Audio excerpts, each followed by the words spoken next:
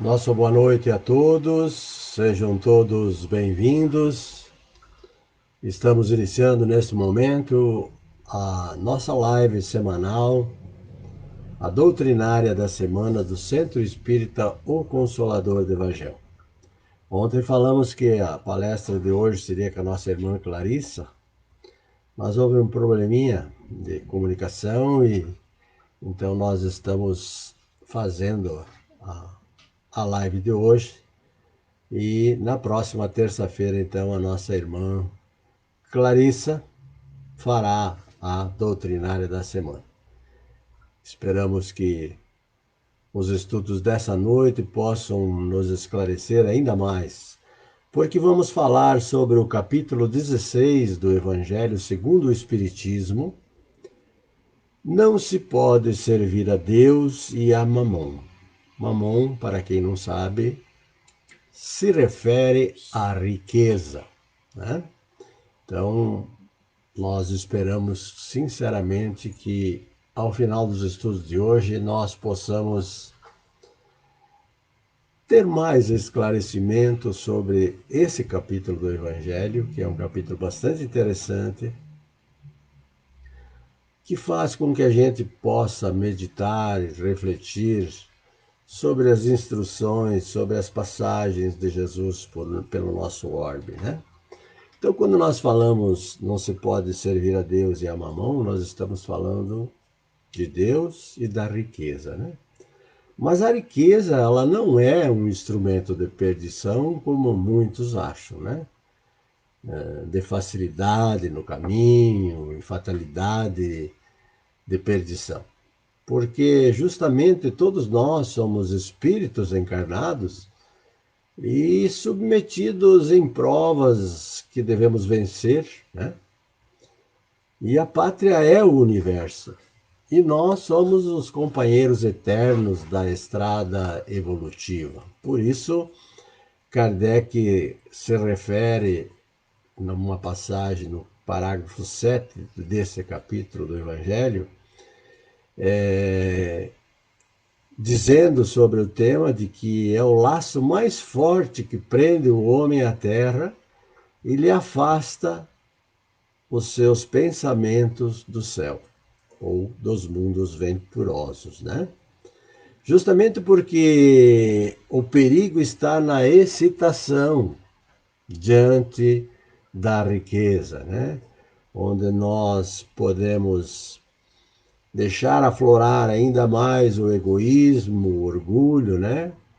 E também a vida sensual, nos perder no caminho da sensualidade.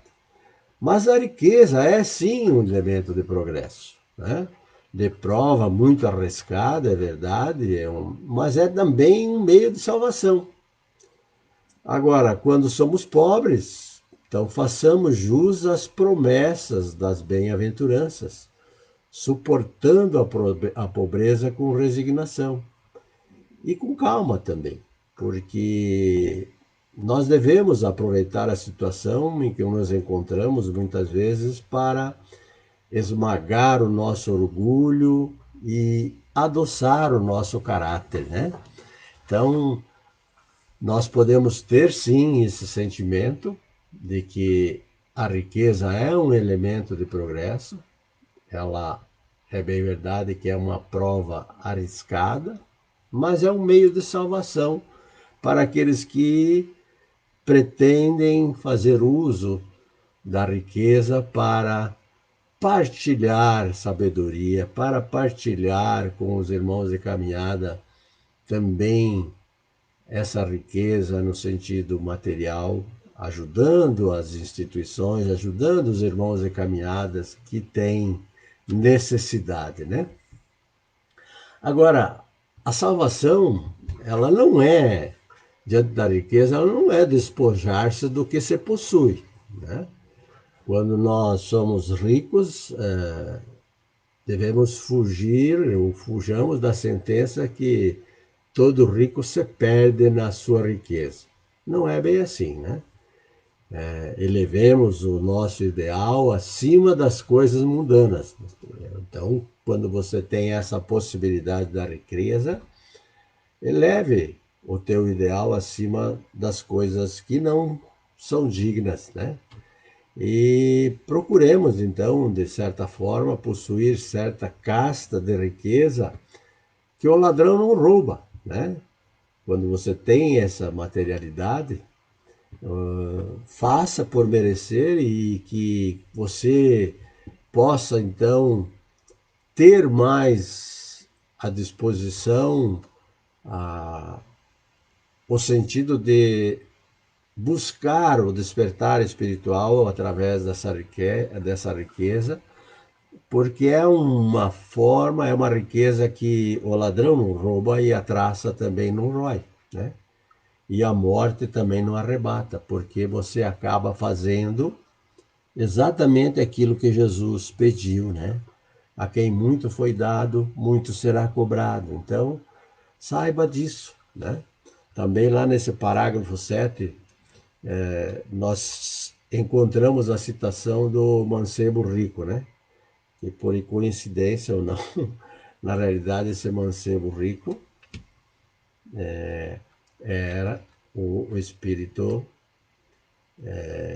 Miramês, né? Que passou naquela época e depois, você já conhece a história, eu já contei várias vezes, depois foi fazer o que ele deveria fazer lá, bem num período do tempo de várias encarnações para ele ter feito isso, né? Quando veio para o Brasil da Espanha. Mas esse rico mancebo, ele não tinha a verdadeira caridade. Aquilo que Jesus estava pedindo, a sua virtude não chegava até a abnegação, né? É isso que Jesus quis demonstrar, né? O, especialmente no sentido de desapegar-se dos bens terrenos, né? Praticar aquela verdadeira caridade. E nós sabemos que é muito difícil para aqueles que não têm entendimento espiritual, né? Que não conhecem ou que ainda não aprenderam que nós estamos aqui de passagem e aqui nós viemos para reparação das nossas inferioridades, daquilo que praticamos de equivocadamente em várias encarnações, né? Em várias reencarnações. Mas a salvação para o rico, ela é sim, no sentido de observar os mandamentos, praticando a verdadeira caridade, né? Devemos sim aproveitar os meios que ora dispomos para exercer a beneficência, né? Devemos afrouxar aquele cordão do nosso bolso, né? Quem tem o zíper, abrir o zíper do bolso, e quem não tem, afrouxar, né? Abri-lo, né? Combatendo então o egoísmo, porque ele é o nosso maior inimigo.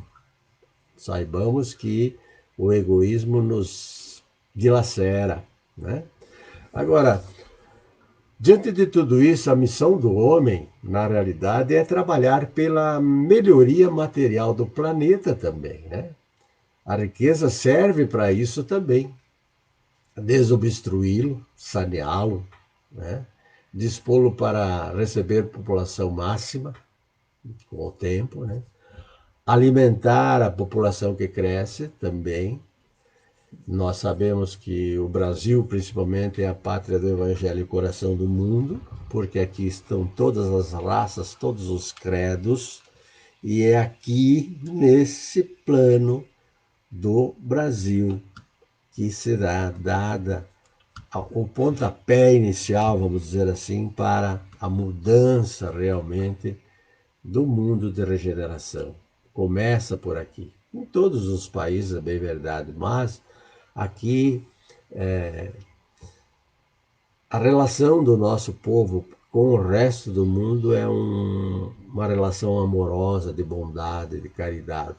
Temos defeito, temos muitos irmãos que não pensam assim, mas na maioria pensam exatamente como Jesus pregava, né? E nós devemos realmente tornar fáceis as relações entre os povos, tornar rápidas as comunicações, né? E nós também podemos usar, então, esses recursos naturais com segurança e rapidez com os meios da ciência. A ciência pode nos ajudar, né? Allan Kardec fala também nesse parágrafo 7,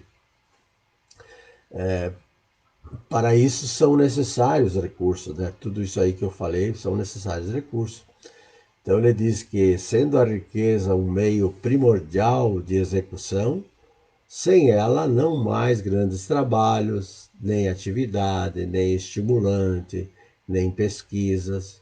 Com razão, pois, é a riqueza considerada elemento de progresso. Nós necessitamos da riqueza justamente para que tenhamos esse elemento de progresso. Agora, o que não podemos dar tanta ênfase mais do que o lado espiritual. Nós temos que saber viver com o necessário e não nos sintonizar em demasia com o sentido da materialidade, né? Está tão focado na materialidade, né? Porque nós sabemos, né? Nós perguntasse aí, então por que a desigualdade das riquezas? Qual é a causa, né? Por quê? Na realidade, o primeiro ponto de tudo isso é porque nem ninguém, né? Todos os homens não são iguais, né? Por não sermos todos iguais, é uma das causas, né?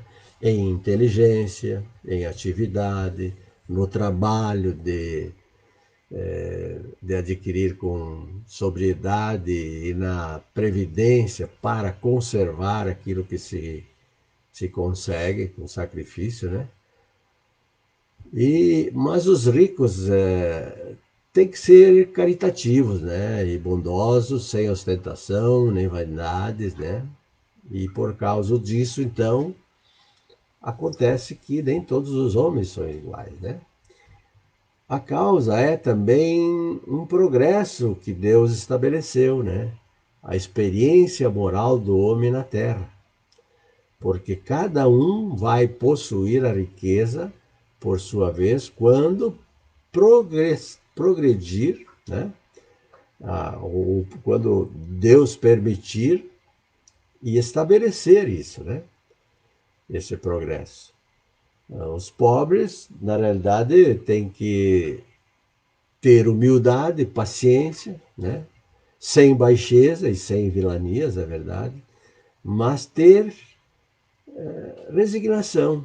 É aquele sentido natural que a espiritualidade nos pede, da resignação em tudo aquilo que nos acontece no sentido pejorativo da palavra, do sentido de você sofrer as consequências com doenças, com perda de emprego, pouca, pouca segurança familiar com sentido alimentar, de moradia, né?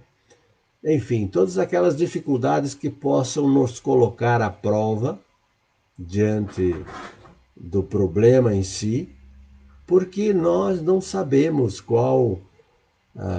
o que fizemos no passado e se já fomos ricos e não atendemos o chamado do Senhor e agora estamos passando a, as devidas necessidades justamente para curar o nosso orgulho, o nosso egoísmo e a nossa vaidade do passado, sintonizados nessa sintonia maior com o plano espiritual, quando nós nos deparamos e ficamos buscando com resignação a aceitação de tudo aquilo que nos acontece, né? Allan Kardec, no parágrafo 8 do Evangelho, desse capítulo, fala que cada um tem de possuí-la para se exercitar e utilizá-la e mostrar que uso sabe fazer dela. Então, por que eu estou falando da riqueza em si? Nós podemos ter sido ricos numa encarnação passada e não fizemos aquilo que nós deveríamos fazer, né? Possuir para exercitar e utilizá-la e mostrar que uso sabe fazer dela. E nós não soubemos fazer isso. E Então, estamos numa condição menos favorável agora, justamente para passarmos pelas dificuldades, para sabermos valorizar a inteligência divina, que é a lei de causa e efeito para cada um de nós, né? Então, lei de Talião, que a gente fala sempre, né?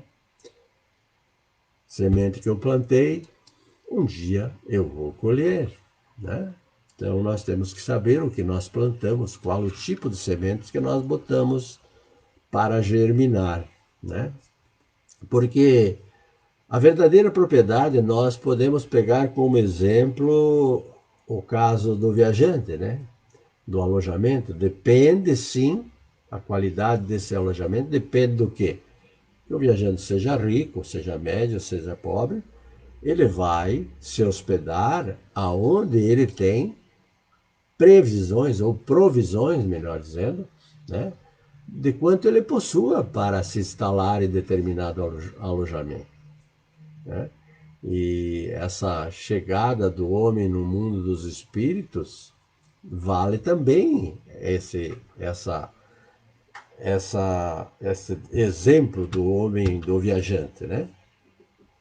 Ele precisa ter a moeda para saber onde pode se hospedar, qual a qualidade da onde ele irá se hospedar. Assim é na vida espiritual, no mundo dos espíritos, no nosso mundo verdadeiro, né? Depende do quanto nós possuímos do quê? Daquilo que fizemos quando aqui estivemos durante a nossa encarnação. Mas a posse aqui é daqui, né? O que convém para a viagem a ser empreendida é no sentido daquilo que nós vamos, quando nós vamos voltar para o mundo espiritual. Por isso que Pascal se refere lá no parágrafo 9 do Evangelho, quando alguém vai a um país, né, distante, ele constitui a sua bagagem de objetos utilizáveis naquele país que ele vai, né? Ele não se preocupa com os que ali lhe seriam úteis. Não, ele procede e deve proceder também da mesma forma com relação à vida futura, né? Porque é essa que será levada em conta quando nós daqui voltarmos para o plano espiritual. Também tem a ação divina sobre os bens da terra, né? Muito se fala com relação à hereditariedade, né? Daquele que os pais deixam como herança para os seus filhos. Mas o que acontece? Frequentemente, Deus anula todas as previsões e a riqueza foge daqueles que se julgam com os melhores títulos para possuí-las. O pai trabalhou desesperadamente, o pai e a mãe, para que os filhos tivessem, e depois eles acham que. Tem muitos até que chamam que os pais foram burros, né? Deixaram tudo para eles, né? Não aproveitaram. Na realidade, o aproveitamento aqui ele é relativo, né? Porque Deus distribui ao seu agrado. Quando convém, Deus não permite, mesmo que a herança seja bastante volumosa, bastante interessante no sentido material, se não há merecimento, não tenho dúvida que esses filhos não irão aproveitar, né? Deus frequentemente anula todas essas previsões, né? Agora, em relação aos bens adquiridos pelo trabalho, Deus realmente recompensa os esforços, né? A perseverança, a coragem diante das dificuldades, que frequentemente torna até inúteis as preocupações para a sua transmissão aos descendentes, né? E o homem, ao morrer, não tira vantagem dessas riquezas. Muito pelo contrário. Elas ficam aqui e, se não houver merecimento, os descendentes, a herança vai desaparecer. É muito perspicaz a vontade do nosso Pai em distribuir ao seu agrado, né? Foi com esforços, teve riqueza e tal, mas esses filhos, será que merecem, né? Nós sabemos que os bens da terra pertencem a Deus, né? E ele distribui realmente a seu agrado. Quando o homem, na realidade, o homem ele só é usufrutuário, né? Ele é o, vamos assim dizer, o administrador, né? Ele vai usar de acordo com a sua necessidade e como Deus quer distribuir segundo o merecimento. Não adianta pensar diferente que não vai acontecer, né? E servir a Deus e as riquezas, né? Quando fala mamon, naquela época se falar mamon é um termo usado, mas é que Jesus usava, dado ao povo daquela época, mas é servir a Deus ou as riquezas, né? Porque o que Jesus nos diz que não podemos servir a dois, né? Ele fala, não podemos servir a Deus e a riqueza, nós temos que servir a um, né? Porque servir a Deus é fazer o quê? A entrega, né? Despojando-se de todas as amarras que nos afastam dele. Isso é servir a Deus. Mesmo diante da riqueza, que nós saibamos usar, porque Deus assim o quer, é do agrado dele, que determinadas pessoas tenham essa riqueza, conquistem essa riqueza, para fazer uso não somente para si, né? Para isso não é preciso que nos tornemos mendigos. Não, Jesus não quer isso, né? De se despojar de todo e jogar fora. Não, não é assim que funciona. Funciona quando você é chamado, e o chamado acontece a todo momento, não se negar a atender esse chamado. Você sabe o que é certo e errado, né? Diante daquilo que Jesus ensinou, né? E Jesus nos alerta para não servirmos às riquezas, né? Ou seja, ficar à mercê da riqueza, né? Aqui isso é meu, eu conquistei, eu não posso dar para ninguém, é só para mim e para minha família. Não, porque a riqueza pode sim, né? Ela pode fazer-nos prisioneiros, né? Aqueles que veneram muito a riqueza, né? Como se fosse a causa mais importante da vida. Na realidade não é, nós sabemos. Hoje nós temos, graças a Deus, a doutrina espírita para nos esclarecer sobre isso, né? Lutando para adquiri-las, né? Esses homens acabam esquecendo da moral, né? O dever para com a família, né? Escravizados pela cobiça, aí eles não encontram tempo para Deus, que é o mais importante, né? Como diz o o Espírito Protetor, contas serão pedidas de todo o dinheiro mal ganho, isto é, com prejuízo de outrem. Faz vocês lembrar alguma coisa? Faz, né? Sem querer julgar ninguém, mas ai daqueles por quem o mal venha. Então, contas serão pedidas de todo o dinheiro, de todo o bem material mal ganho, de forma, com que forma você conseguiu, né? Se foi em prejuízo de outrem, com corrupção, roubo, tirando vantagens, saiba que você deverá prestar conta quando voltar lá para a nossa pátria. Mas então, qual é o mais eficaz no emprego da riqueza? Esmola. 2, trabalho. 3, conselhos. 4, afeições. Qual?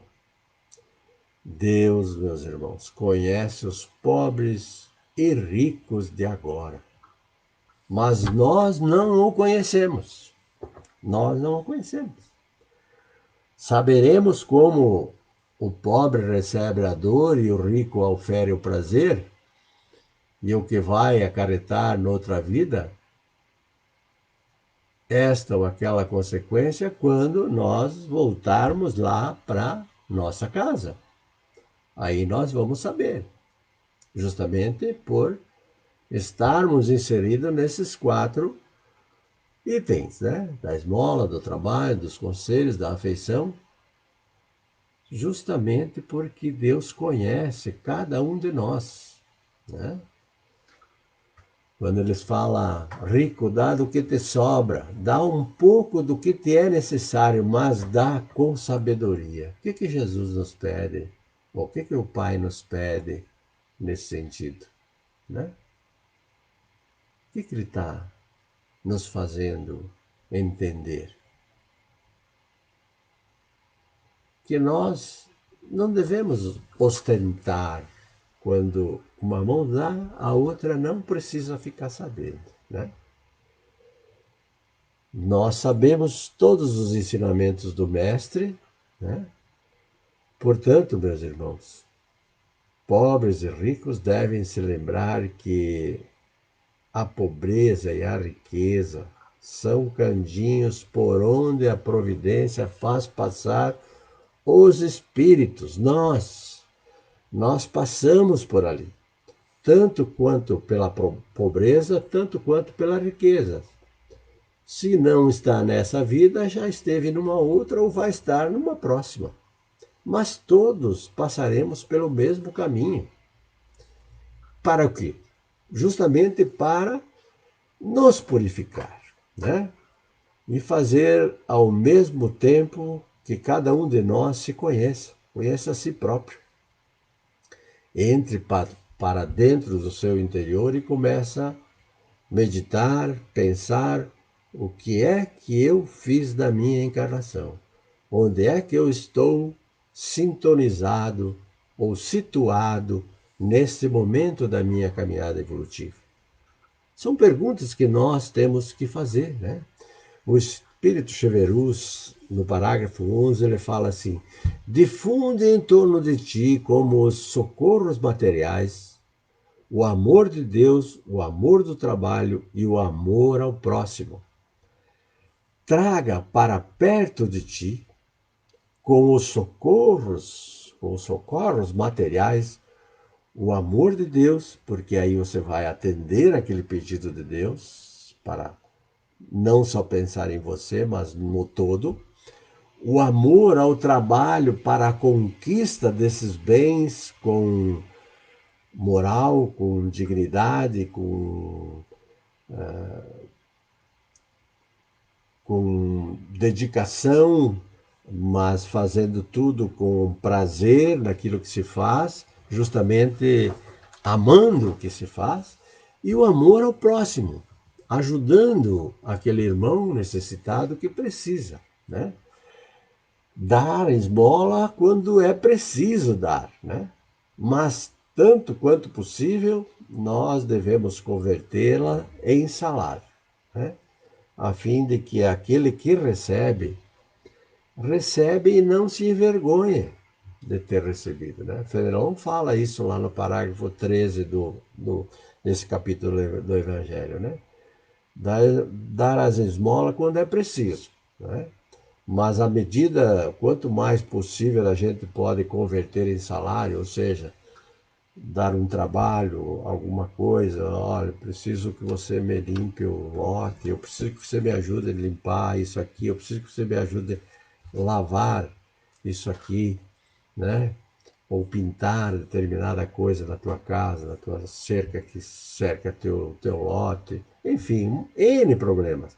Converter esse essa doação, que não passa a não ser uma doação, mas um salário, né?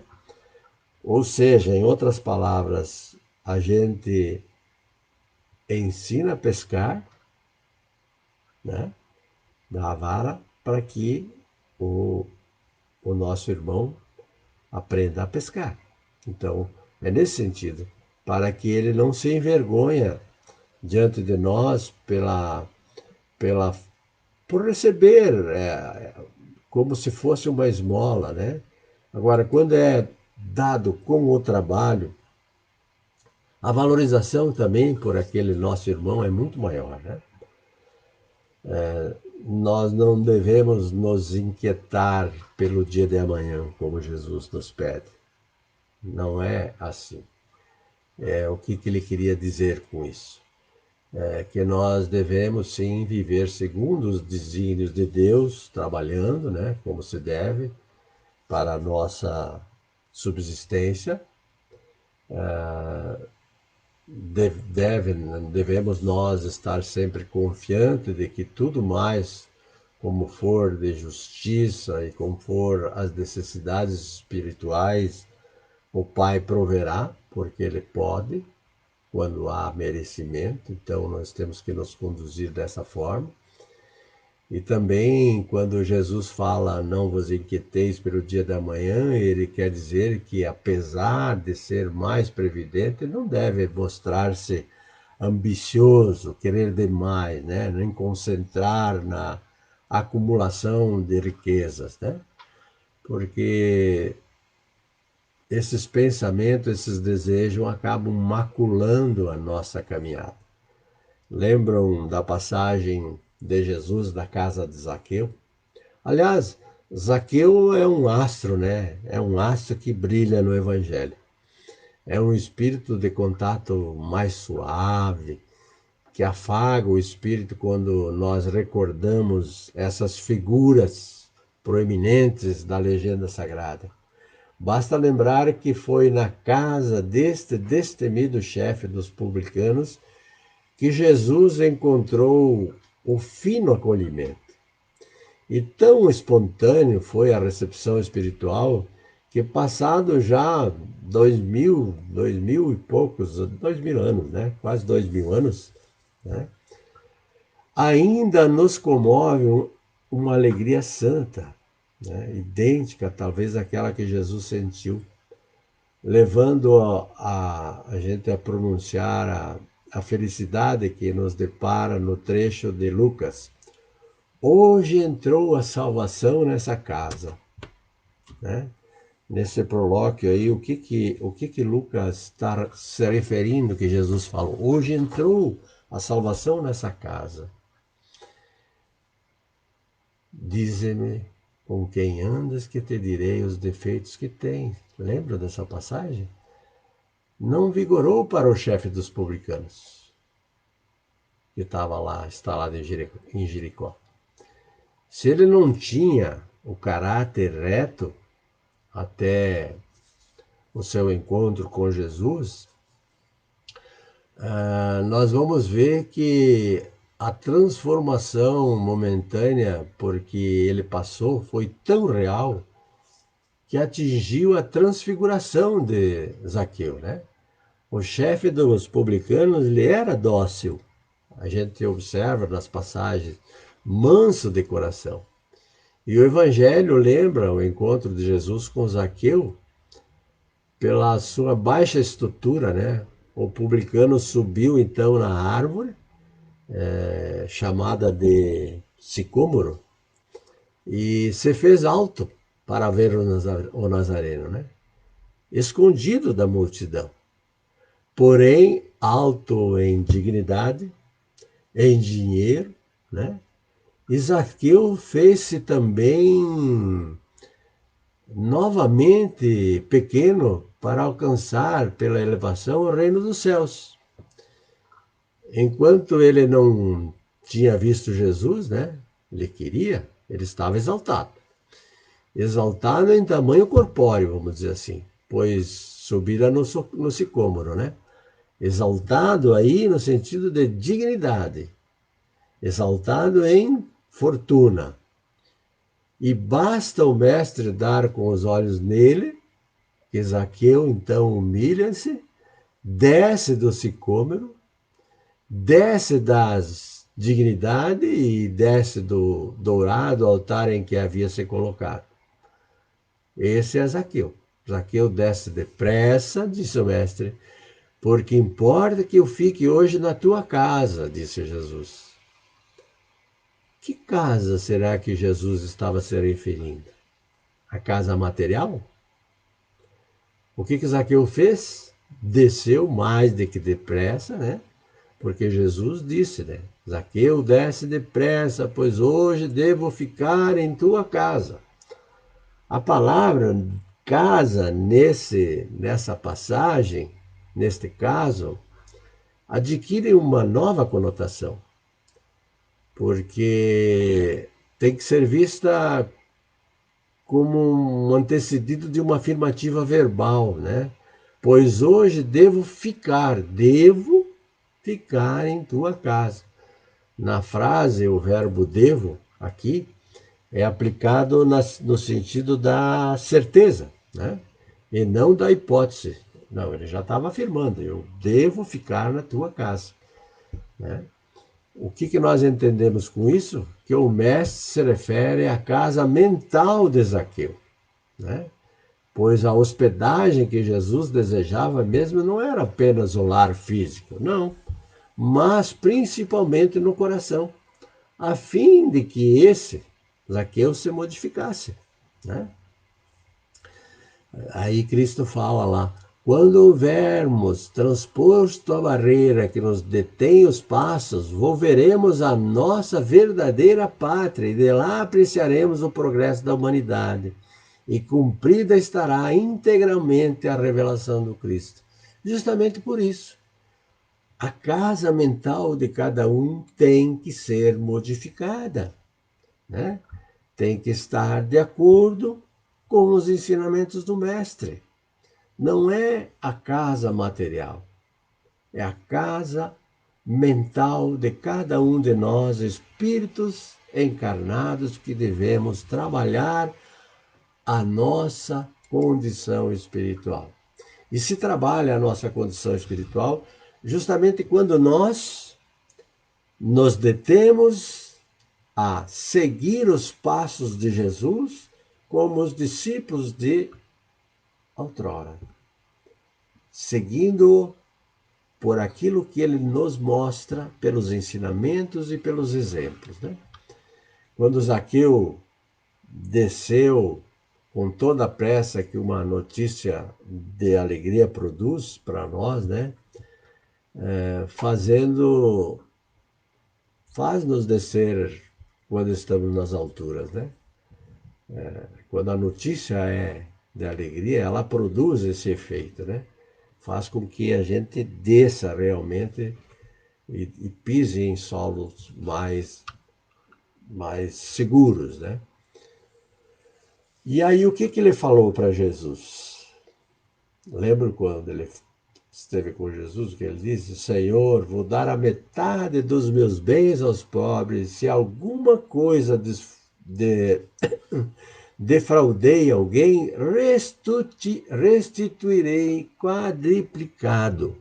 Isso foi que Zaqueu falou. Não é uma bela lição? Bela porque estava vestida exatamente do exemplo. Ele estava querendo devolver a quem ele havia prejudicado, né?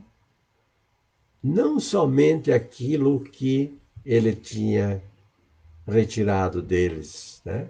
Mas retribuir 4 vezes mais pelo que ele fez contra aqueles irmãos.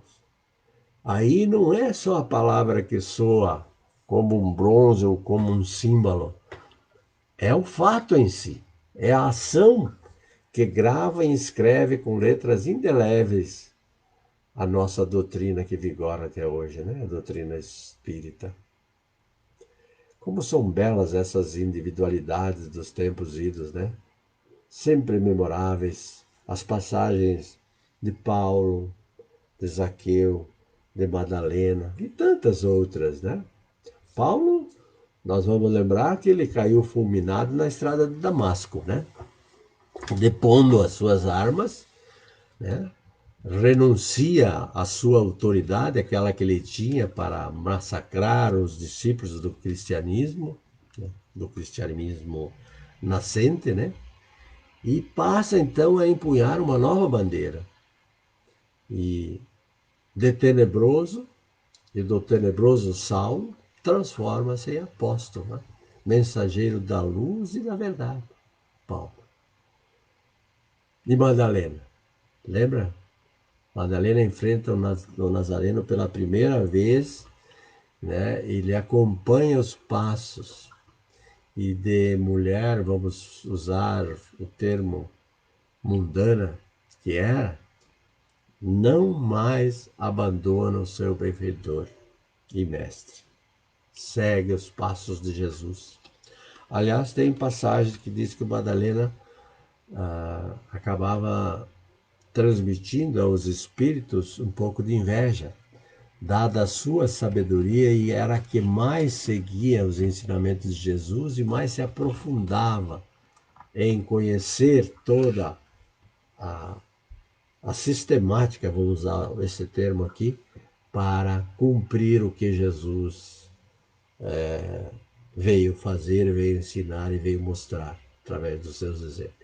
Isaqueu, então, nós falamos agora, né? Ele sobe lá naquele sicômoro, que era uma árvore, e desce, abre as gavetas, remexe cofres, desenterra haveres, restitui o alheio com juros, e juros 400%, né? E aos pobres e famintos ele enche de bens ao ter a honra de uma simples visita daquele que ele havia trazido à luz da elevação, porque entrou na casa dele mesmo, né? Na casa mental de Zaqueu. O diálogo simples dessas passagens revelam grandes ensinamentos para todos nós, né? Para aqueles principalmente que ainda passam despercebidos para muitas pessoas, né? Mas o que destaca essas passagens são os ensinamentos moral e o ensinamento espiritual. É de uma tamanha leveza. Citei só 3 passagens, né? De Paulo, de Madalena e de Zaqueu. Poderíamos citar Enes, né? Locardier, o espírito Locardier, Locardaire, no parágrafo 14 desse evangelho, fala o seguinte: diga, pois, aquele cujas mãos venha o que no mundo se chama uma boa fortuna: meu Deus, tu me destinaste um novo encargo, dá-me a força de desempenhá-lo segundo a tua santa vontade. Quando você tem recursos financeiros de todas as ordens, conquistados com o suor do teu trabalho, com dignidade, com honradez, não se sinta inferiorizado porque tem a riqueza, mas peça a Deus que te dê força para você desempenhar realmente segundo a vontade do Pai.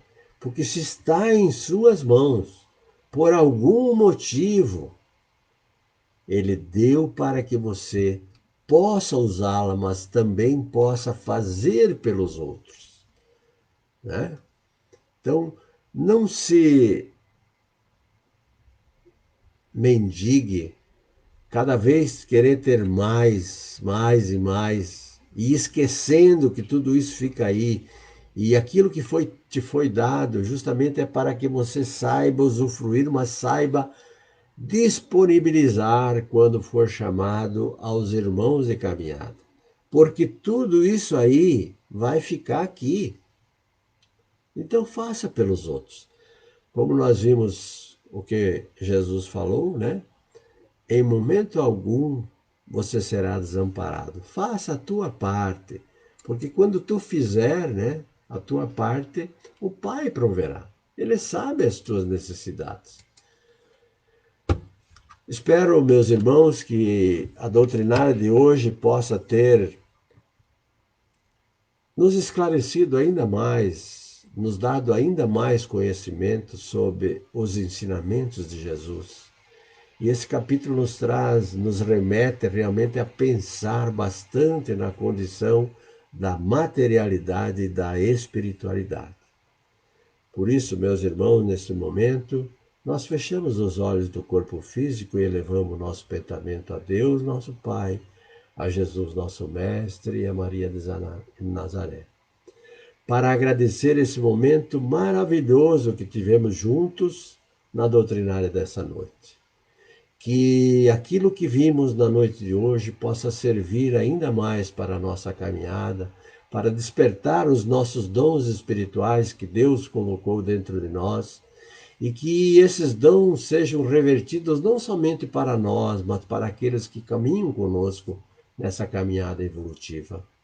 Estamos diante da necessidade de todos nós de progredir espiritualmente. E necessitamos dos outros, todos, a sociedade como um todo. E essa necessidade de estarmos juntos justamente porque estamos na mesma sintonia. Estamos aqui por um motivo único, de reparar as nossas faltas do passado, limpando os nossos débitos, para que possamos então encontrar o caminho que o Mestre Jesus, Maria de Nazaré e tantos outros espíritos vieram nos mostrar a forma e como fazer para nós voltarmos para a casa do Pai. O exemplo deixado por esses espíritos de luz nos remete a pensar na nossa vida como um todo, aonde nós nos encontramos e o que ainda precisamos fazer para encontrar essa porta estreita para voltarmos para a casa do Pai. Por isso, nesse momento em que nós estamos encerrando a doutrinária desta noite, nós agradecemos imensamente por essa grande oportunidade que estamos tendo. Em agradecendo, nós encerramos a doutrinária desta noite. Que assim seja. Meu abraço fraterno a todos vocês, meus irmãos. Fiquem com Deus, com Jesus e com Maria. E até uma próxima oportunidade.